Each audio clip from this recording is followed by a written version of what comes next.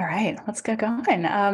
Good evening, MBLA students and parents. I'm Daphne Adler. I'm one of the counselors at Los Altos High School, and I am so happy to welcome you to Countdown to College. This session is about applying to UK universities and the UCAS application, and I am so happy to introduce to you our two presenters this evening.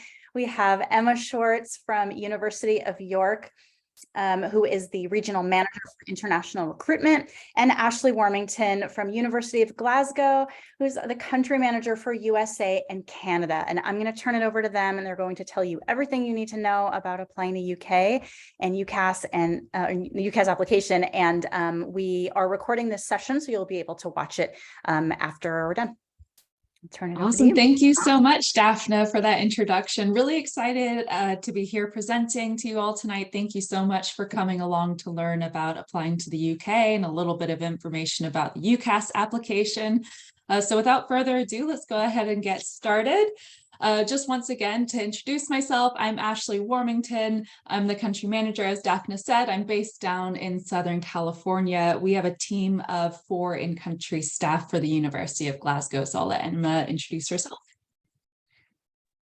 Yes, thank you so much, Daphne, and thank you all for being here this evening. My name is Emma Schwartz, and I'm the regional manager, also based just about 25 minutes from Ashley in Southern California, and really happy to help in any way I can with UK admissions. We are really excited to be here and can't wait to tell you more about UCAS. So to give you an overview of what we're going to cover today, we're just going to cover some of the highlights of why you might consider the UK as an option for your studies. Maybe you're looking elsewhere internationally. Maybe you're looking mainly at US schools, but you're curious about the UK as an option for you. So we're going to cover some of the benefits that you might find for studying in the UK specifically, what the degree options and structure is like, and then we'll dive a little deeper into the actual application and just give you a heads up of what to expect. As well as give you some contacts and resources. So let's get started. So first and foremost, why the UK? Why are you considering studying in the amazing United Kingdom? Has so many wonderful university options. I think there's just under 200 university and college options in the UK. So diverse, so many different offerings. You can really match it to what you're looking for just as much as you can if you're looking at UK schools. But studying in the UK is going to help you gain a really great global perspective. Most universities will have hundreds of nationalities represented on campus. There's usually huge international populations at universities in the UK. So you get some great perspectives in the classroom and in your friend circles and in your network that you're growing as a student. Also, one of the main benefits of the UK is the fact that you can actually, in some cases, finish your degree a little quicker. So in England, Northern Ireland, and Wales, there's actually a 3 years bachelor degree. And then in Scotland, it is a 4-year degree that you would be studying.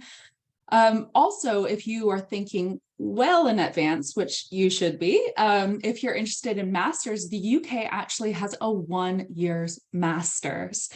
So this is really great reason to study in the UK. You can often finish quicker, but also it's quite an affordable option, which we'll talk a little bit more about. And also the admissions requirements can be a bit more transparent than the US in some cases.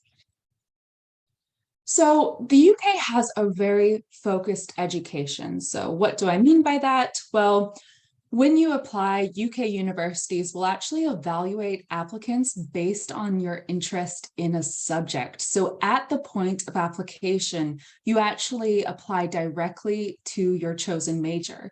So if you want to study English literature, you're applying directly to that, and you're studying it from day one of your first year of your studies.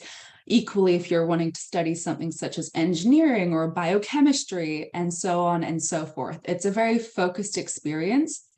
I mentioned earlier that the degree structure is 3 years in England, Northern Ireland, and Wales.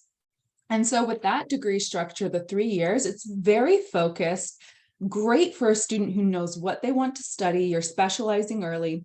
And then we'll talk a little bit more about what that structure looks like with the 4-year degree in Scotland, where you actually still apply to your major, but you have just a little bit of flexibility that allows you to study some electives as well. So when you're applying to the UK, a particular subject interest is really important. So you do have a few different degree program options available to you. You have your standard bachelor's degree, which you'll notice is called just your BA. In Scotland, most bachelor equivalent programs in arts, humanities, or social sciences are actually titled MA Hons. Your honors degrees is how they're referred, but in Scotland, the undergraduate 4-year degree is actually sometimes titled MA. So that's something to look out for with terminology. You also have foundation year and diploma options in the UK. That's more of an option for students who are maybe, looking at universities where they're concerned that they might not meet the entry requirements. Sometimes you can investigate options for foundation years, and that might be a route for you to get into your university of choice without taking additional time in some cases. Some universities will also have international summer schools. So this can be a pre-university school that you attend over the summer before your senior year sometimes. And sometimes it can be, if you're studying at a US school, they'll have summer schools available for college students. So there's many different ways to study in the UK. You can study for a study abroad semester or a full year, work placement years, and there's also many dual or joint honors degrees. And at some universities, there's even major minor options too. So let's dive a little deeper into that just to help you visualize what we were talking about with that structure. So say, for instance, you're choosing to study in England, Northern Ireland, or Wales, and you decide that the foundation year is a route that you would like to consider. Sometimes the foundation year can replace year one, but in most cases for England, Northern Ireland, and Wales, the foundation year will be in addition to your 3-year degree. So you'll study a foundation and then you'll progress into your normal 3-year bachelor's. Again, foundation year is really only something for somebody to consider who's maybe concerned that they won't meet entry requirements. So just keep that in the back of your mind that it is out there. Most students will be applying to the standard degree route. So that's just your standard 3-year study degree. Some degrees might offer a study abroad year or a work placement. And again, you'll find that in England, Northern Ireland, and Wales, this actually adds a year to your degree program, just to give you that moment to spend a full year abroad or to do a full year work placement. And what's really cool, if you look at the last option, is that there are actually many integrated master's degrees, which is such a fantastic opportunity because it allows you to apply to your undergrad and your master's at the same time. And if you're studying in England, Northern Ireland, and Wales, you do your bachelor's and your master's all in 4 years. Fantastic and efficient use of your time, and also what an experience. So definitely keep an eye out for integrated master's options if you think that's something that you might be interested in. It is slightly different in Scotland. In fact, the US higher education system is actually based on the Scottish degree structure. We do have our standard degree is 4 years in length. You do apply directly to your major. You are studying your major from day one, but you actually have the flexibility to change your degree in our standard degree program. So it's somewhat like a liberal arts structure. We don't have general education or core curriculum requirements. It is still quite focused, but you do have a little bit more breathing room to discover other areas that you're interested in. So this is what that might look like. So students still apply to that subject. You get a lot of breadth and flexibility, particularly in your first 2 years of studies. And you can change your degrees, but there are some limits to that. So it's usually really anything that you've studied from year one, you can change your major to. So we have an example here of a student who is studying biology. They start off with biology as their major. That's what they apply to, and they're able to take 2 electives from outside of their major. So they chose to take chemistry and statistics. You'll notice these are both science-related subjects. Usually these are really compatible timetables, so students tend to stick within similar fields for their electives. As you progress, you take fewer subjects, but you go more in depth into them. And then ultimately in your third and fourth year, which is what we refer to as your honors years in Scotland, this is when you're studying just your major. And you'll see that this student is now specializing in marine biology, which you're able to do. So that's kind of the progression. This student could have actually chosen to switch to statistics as their major at the end of second year because they had studied that from year one. So in Scotland, think a little bit of breadth as well as depth, a little bit more flexibility. And in England, Northern Ireland, and Wales, think efficiency, great for a student who knows exactly what they want and are happy with that 3-year structure. Okay, so where to get started? We mentioned that there's so many options. So where do you even begin? Many of you might have already been to the UK. Maybe you've visited a few cities. Maybe you have families in these cities. So maybe there's already some that are jumping out to you. I sometimes think it's great to get to know a city, get to know a personality, as well as, what the actual degree offerings are. But some really good tools for this would be to go to rankings. Even though we don't like to rely heavily on rankings, it can be a good tool to kind of highlight what universities are maybe known for, where they're producing research. So definitely have a look at some of these rankings for universities abroad. If you haven't already heard of Russell Group, that is a membership of 24 universities in the UK that are known for being research intensive, quite prestigious universities. So these are going to be universities that are research led, where the academics are actually shaping what is offered to students based on the research that is going on at the university. So really great experience at Russell Group universities. But in terms of Scottish universities, there's the league table there. For ranking, Glasgow is third, St. Andrews tops the list. But yeah, there's so many different options available. So this might be a great starting point. Also check out the YouTube channels for these universities. Many of them will have student vlogs, etc. So do some digging and start there to kind of get your list coming together. Okay. So just before we move into the application, let's talk a little bit about the overarching, aspects that we look at for admissions in the UK. There's an old saying that in the UK, they're after your head. In the US, they're after your heart. And what I mean by that is that in the US, there's definitely more of a holistic review process. They really look for those well-rounded students, and they shape their class, and they are very intentional sometimes about who they admit based on, all aspects of a student's extracurriculars, recommendation letters, personal qualities, even athletic achievements. Whereas in the UK, it's really based on academic merit. So things such as test scores, academics, and academic track record and suitability to your major really come into play.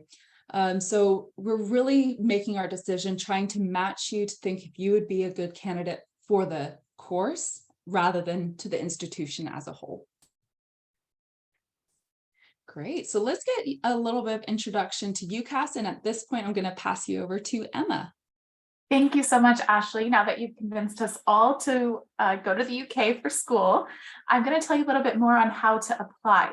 So you're going to apply through UCAS, which is the centralized system for the UK. And it's simple as ucas.com, ucas.com. So this is the portal. So what is UCAS? Much like the Common App, it's applied to universities across the United Kingdom.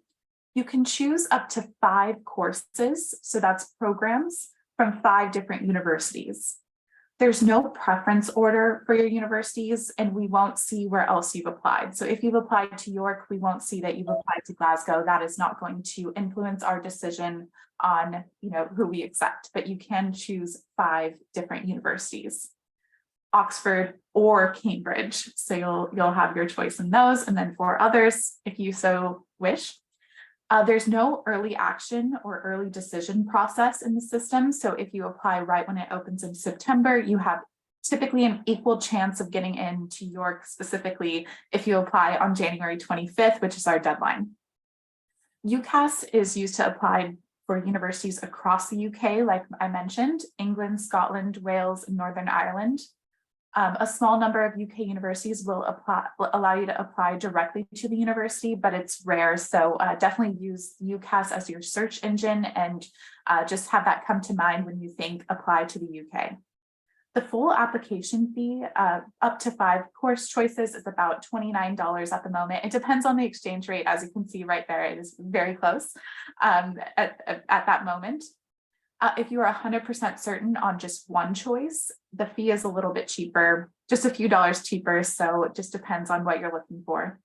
There's no upload feature for documents, so you would have to send those through whatever system that you have your test scores or your transcripts. You'd have to directly send them to the university. You can't upload them to the application. A little bit about the application terminology. I found this very helpful when I was looking through the application myself, that course or program is actually a major. Qualifications, which you'll see on your UCAS application, are a wide range of all your academic achievements. And this includes all standardized test scores, your high school GPA, high school diploma, classes, grades, if you got an associate's degree, if you took like one community college class, all of that counts as your qualifications. The referee is a little bit more self-explanatory, but it's a counselor or teacher providing your reference, and a faculty is a group of academic departments, schools. So that helps a little bit while you're going through the application. This is going to be what the interface looks like. So your application will be kind of on the left-hand side there. This is also what the interface looks like once you click into the application. It's pretty responsive form, and you would, just kind of move through each section. As you can see that it's much like the US, where you do have, your personal details, but you also have education, employment. So it just really is important to emphasize the education component. As Ashley mentioned, we are looking for those academics and merit-based qualifications, but we will get into that. I just wanted to show you kind of what that interface looks like and just get to know the application a little bit more. Important UCAS deadlines.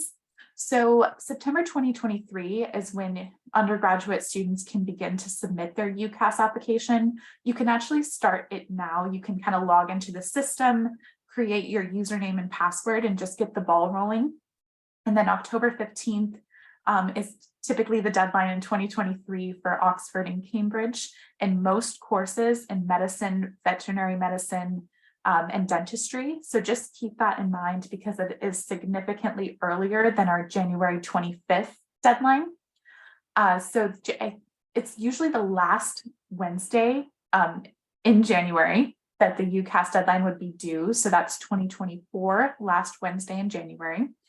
I'm sorry, some of these dates we're still in motion about when these would be, but I just want to get you ready for that timeline. And then June 30th, 2024 is typically the deadline for all international student applications for York and many others. So you can actually apply past the deadline, but we highly suggest that you apply by January 25th. So some top tips for the UCAS application. These pictures are really making me want to go to the UK. I absolutely love seeing all these beautiful pictures. And this presentation will be available to you, of course. So be as detailed as possible in your education section. You're going to want to list out all of those qualifications I mentioned before. So everything from your high school transcripts, so entering in all your classes and grades, to your AP scores, including predicted AP scores, and any merit-based and qualifications you can think of. Definitely add that to your education section.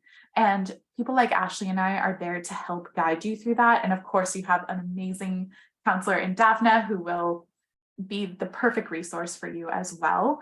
So just, make sure that you're going through that education section carefully. It's okay if you don't have a buzzword. This is for students that might have already started their application, but just keep this in the back of your mind. If you're going through UCAS, it's okay not to have a buzzword, so to speak. It's okay if your high school is not a UCAS center. It just depends. US schools sometimes are not UCAS centers, so it's totally okay. You still have equal chance of getting in. You would apply by the last Wednesday in January. And earlier is better in some cases. I think Ashley and I both have this, where some of those really competitive programs might, get filled up, or just, we want to evaluate the application as soon as possible. So just keep that in mind. Ashley, if you want to chime in about that, I know that our psychology program is quite popular. So we, look for students to at least apply by January 25th, which is our deadline. But yeah, what about you, Ashley? Yeah, so same here. We, have the early deadline, of course, as Emma mentioned, for veterinary medicine, dentistry, and medicine applications in October. But otherwise, we actually consider the January deadline the equal consideration deadline, and we don't start reviewing our competitive courses until that application deadline passes. So for some courses, like some of our arts and social sciences, where we do have many more spaces available, if you apply early, you might hear back early. But for some of our courses, like Emma mentioned, like psychology or similar courses like that, that are more limited in the spaces we have available, we will not review those applications until the equal consideration deadline has passed, at which case it won't really affect your application to apply earlier, as long as you meet that January deadline. Perfect. Yeah, that we have many of our students that actually end up coming to York have applied after the January 25th deadline, but we definitely suggest apply by the last Wednesday in January for that equal consideration.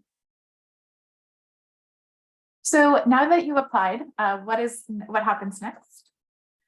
So there is a little bit of different language used for UK universities. So there is a conditional and an unconditional acceptance. So a conditional acceptance is offered to you if you are still finishing out high school courses or have test scores in progress to meet the entry requirements. You would receive a conditional offer. The conditional offer from us will list out what those conditions are. So what if you need a 4 on AP literature, then this is the condition, and you would send in those final transcripts to receive an unconditional offer. So an unconditional offer comes once you have sent in all the remaining documents and have scored accordingly on your test scores. So then that way you receive your unconditional offer and you can move forward with applying for your UK student visa and move forward with the process. Some students do receive an unconditional offer if they've met the conditions when they apply, but many of our students receive a conditional offer, and it's completely fine. You would just send in your transcripts or AP scores, whatever you have in progress, through your portal, or you can even send them directly to our undergraduate admissions in York if you apply to York. So just know the different language, but you would be an offer holder. So if you're a conditional offer holder, you still have the access to apply for York International Student Scholarships. So it does, and you can still apply for our housing. So it's just about getting in those final documents to make your acceptance unconditional. And please feel free to type in the chat or Q&A anytime. And Ashley, if you want to chime in, or you're chiming in for this slide, not the last slide. You're good? Yes, okay. Fantastic. Yeah, thank you so much, Emma. So we'll just give you a little overview of our individual universities before leaving you with some resources and some Q&A time. But why consider the University of Glasgow? So the University of Glasgow was founded in the wonderful city of Glasgow in Scotland. Glasgow is the largest city in Scotland and the 4th largest city in the UK. Population of about 1 million people, but it doesn't feel it. It's got a lovely sprawl to it, but the city center itself actually feels quite small in some ways. It's really easy to get around the city. We were founded in 1451. We're actually the fourth oldest university in the English-speaking world. We have 8 Nobel Prize winners amongst our alumni. Our most recent was in the field of chemistry in 2021, which was very exciting. We're the Scottish University of the Year for 2022 as well, and a World Top 20 for sustainability. And the motto of Glasgow is that we don't want to be the best university in the world, but the best university for the world. We have 35,000 students from over 140 countries from around the world. So over 30% of our students are international. So a really great student environment. We are a member of the Russell Group universities that we mentioned earlier. So you will experience academic excellence as well as access to your professors. We do have over 400 majors available to choose from, including things such as business management, engineering, psychology, medicine, English literature, you name it, we probably have it. But we are definitely a great option to consider. So I'll pass it over to Emma now. Amazing. Thank you so much, Ashley. Going from the fourth oldest to one of the newest Russell Group universities, we were actually established in 1963, but we've done a lot since then. We're now top 10 in research intensity, so we are doing really well in an extremely prestigious university to attend. We're also #1 in student support satisfaction. So students love to attend the University of York. Over 90% of our students are very happy with our level of support, and that goes through your department where you're taking your courses. Our career support and our mental health services are unmatched. So an amazing place to go to school. We're top 10 in the UK and known for a variety of programs, as you can see, everything from the sciences, biomedical sciences, to business and management. Archaeology is huge for us. And we have a beautiful facility. I want to highlight our film and television production facility. So we have many, many majors to choose from, and we hope that we have what you're looking for in particular. York is also, as a city, York is regularly rated one of the best places to live and one of the safest cities in England. And I did just see the statistic for 2023. We're #6 in the world's friendliest destinations. So you will feel really welcome on campus and the city. York is a campus university where everyone receives their own room. So in the UK, it's common for everyone to get their own room. And it's over 500 acres of parkland campus, beautiful lakes, but you're still only a 25-minute walk from a beautiful city, over 200,000 people in the city, a robust train station. You can get to Glasgow, you can get to London. It's such a central location right in the center of the UK and north of England. And students can use FAFSA scholarships for, and I think a little over 75% of our students use some sort of FAFSA to study at York. And I know that we're running a little short on time, but just want to highlight the high level of support we have for all of you. So not only if you're applying to the UK, but if you're applying across the world, there is an association called IRNA of International Regional Representatives based in your backyard, basically. So we're able to talk to you in your time zone. We're available for one-on-one appointments, and there are so many of us based. We're here to help. So without further ado, thank you so much for having us. And I think we have time for a little bit of maybe a couple minutes of questions. Great. Thanks so much to both of you. That I always learn more and more stuff every time I hear you speak, and it's just like super exciting. Any questions, anyone?